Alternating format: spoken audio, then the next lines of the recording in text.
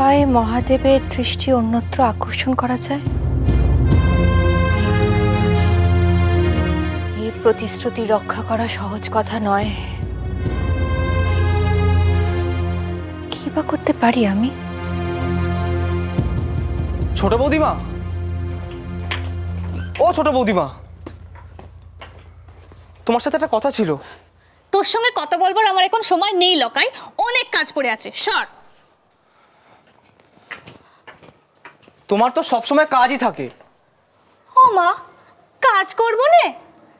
তোর বিয়ের জন্য যেই পুরো প্রাসাদ সাজাতে হবে, সব জঞ্জাল পরিষ্কার করতে হবে।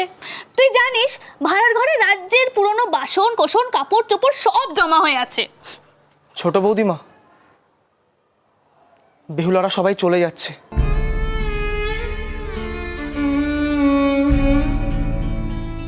বাবা ঠাকুর মশাইকে পাজি দেখিয়ে দিনক্ষণ স্থির করছেন।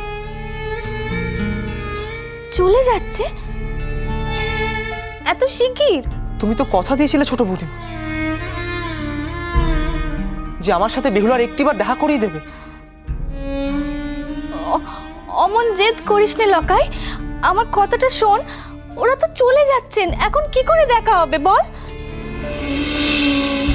আমি কিছু জানি না। যতক্ষণ অবধি তুমি কথা না রাখছো আমি ততক্ষণ অবধি হত্যা দিয়ে পড়ে থাকবো। নাওয়া খাওয়া কিচ্ছু করবো না। ছি লকাই, অমন কথা বলতে আছে? তুই না দেশের রাজা, তোর মুখে অমন কথা মানায়? তুমি আমার কথা কেন বুঝছো না ছোট বৌদিমা? যতক্ষণ ওই মোল আমি বেহুলার পায়ে না পড়াতে পারছি ততক্ষণ অবধি আমি এক দণ্ডের জন্য স্বস্তি পাচ্ছি না। আচ্ছা, আমি এমন অন্যায় আবদার কার কাছে করবো বলো? তুমি কিছু না করলে যে আমি বাঁচবো না ছোট বৌদিমা। খবরদার লকাই, যা মুখে আসছে বলে যাচ্ছিস। খবরদার বলছি, অমন অকথা কুকথা কইবি নে। তোকে নিয়ে যে আমি কি করবো জানি রে বাপু। ঠিক আছে দাঁড়া, একটিবার অতিথিশালায় গিয়ে বেহুলার সঙ্গে কথা বলি। তারপর কি হবে সে কিন্তু আমি জানি নে, বলে রাখলুম তোকে।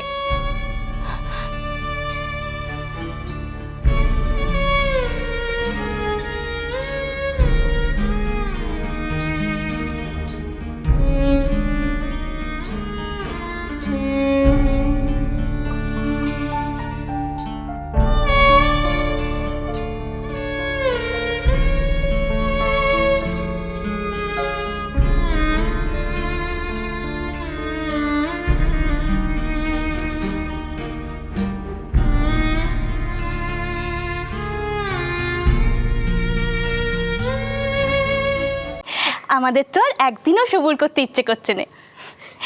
কবে লকায়ের বউকে বরণ করে ঘরে নিয়ে যাব, সবক্ষণ শুধু সেই কথাই হচ্ছে।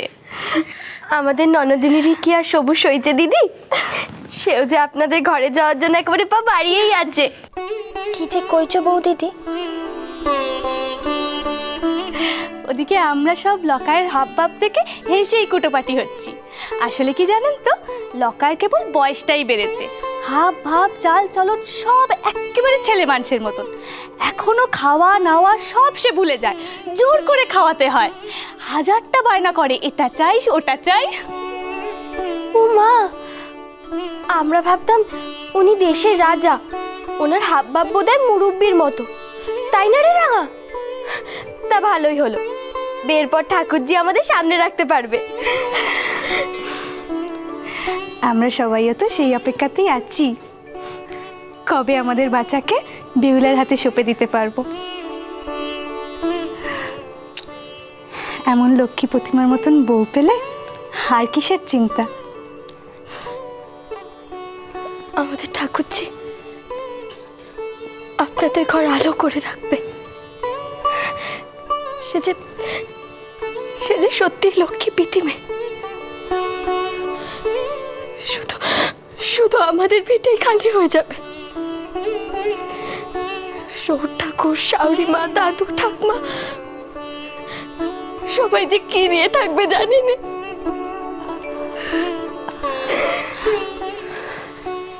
বলছি কি, একটিবার আপনাদের শাওরি ঠাকুর আর ঠাকমাকে ডাকবেন। কাল আমাদের বিটেতে পূর্ণিমার ব্যর্থ আছে, আপনাদের সবাইকে নেমন্তন্ন করে যাব। এক্ষুনি ডাকছি। রাঙা, তুই যা তো, গিয়ে দেখ ঠাকমা কোথায় আছে। আমি গিয়ে বরং মাকে ডেকে আনি।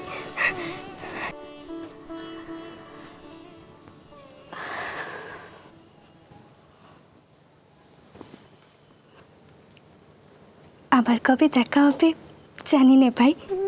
তোমাদের সকলের সঙ্গে আমোদ আহ্লাদে কেমন করে যে এই কটা দিন কেটে গেল কিছু বুঝতেই পারলুম না।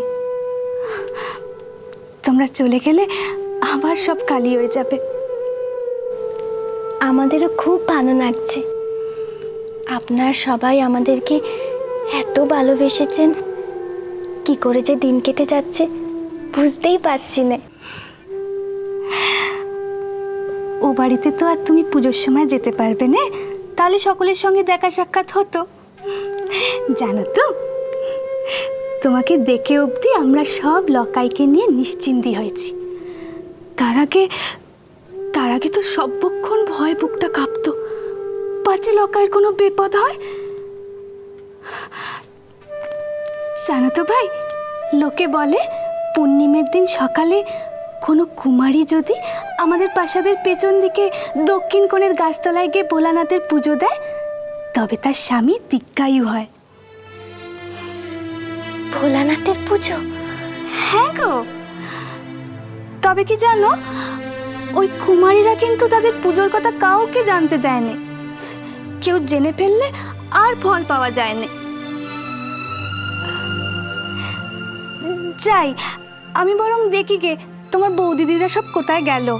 আধার নেমে আসছে, আমাকেও যে ফিরতে হবে।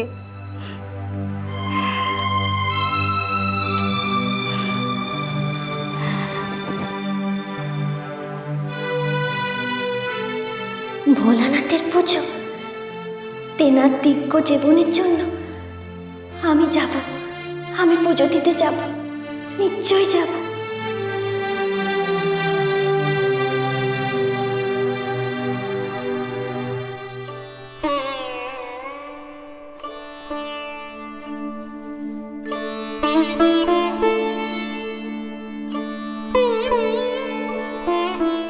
সম্প্রতি আপনার কি হয়েছে প্রভু? এই শিবলোক ছেড়ে আপনি কোথাও যাচ্ছেন না কেন ভোলানাথ? ইন্দ্রলোকে নিত্যদিন নৃত্য এবং সঙ্গীতের উৎসব হচ্ছে, অথচ আপনি চিত্ত বিনোদনের বিন্দু মাত্র উৎসাহী নন। কেন স্বামী, কেন এমন তর আচরণ আপনার কেন প্রভু? তোমাকে কিঞ্চিত উদ্বিগ্ন মনে হচ্ছে দেবী। উদ্বিগ্ন তো হবারই কথা স্বামী। ত্রিভুবনের রক্ষাকর্তা আপনি। আপনি শুধু নিজের কর্তব্য পালন করে চলেছেন, এরপর তো ক্লান্তি আপনাকে গ্রাস করবে প্রভু। ভোলানাথ, নৃত্য সঙ্গীত আপনার এত প্রিয়, তার প্রতি আপনার এই অনীহা দেখে আমি সত্যি চিন্তিত হচ্ছি স্বামী। সম্প্রতি কোন নৃত্যই আমার চিত্ত বিনোদন করে না দেবী। কিন্তু কেন প্রভু? আমার প্রিয় নর্তক নর্তকী যবে থেকে এই স্বর্গলোক হতে নির্বাসিত হয়েছে, তারপর আর কোনো শিল্পী আমার মনোরঞ্জন করতে পারে। আপনি কোন নর্তক আর নর্তকীর কথা বলছেন প্রভু? উষা আর অনিরুদ্ধর কথা।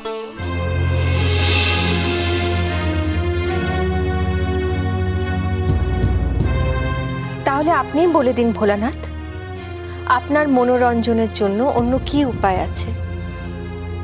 আপনার মস্তিষ্ক, আপনার সদা জাগ্রত দৃষ্টি, এরাও তো বিশ্রাম চায় প্রভু।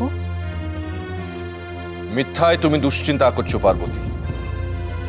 চিত্ত বিনোদনের হাজার উপকরণ থাকলেও আমার পক্ষে কর্তব্য কর্ম থেকে বিশ্রাম নেওয়া সম্ভব না। ত্রিভুবনের পিতা আমি, আমার দৃষ্টি সদা জাগ্রত না থাকলে অনর্থক ঘটতে পারে দেবী। তাহলে কি উপায়ে মদন দেবের ঋণ শোধ করবো আমি? কি করে লক্ষিন্দর ও বেহুলার উপর থেকে ভোলানাথের সদা জাগ্রত দৃষ্টি সরিয়ে দিতে পারবো আমি?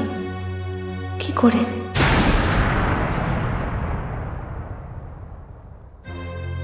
সমস্যার সমাধান পাওয়া গেছে কামদেব, আর ভয় নেই। কিন্তু আপনি কোন পথে মহেশ্বরকে ভুলিয়ে রাখবেন দেবী? আপনি নিশ্চিন্ত থাকুন কামদেব, এই কাজ একমাত্র আমার শিশুপুত্রই করতে পারবে। আপনি নিশ্চিন্ত থাকুন।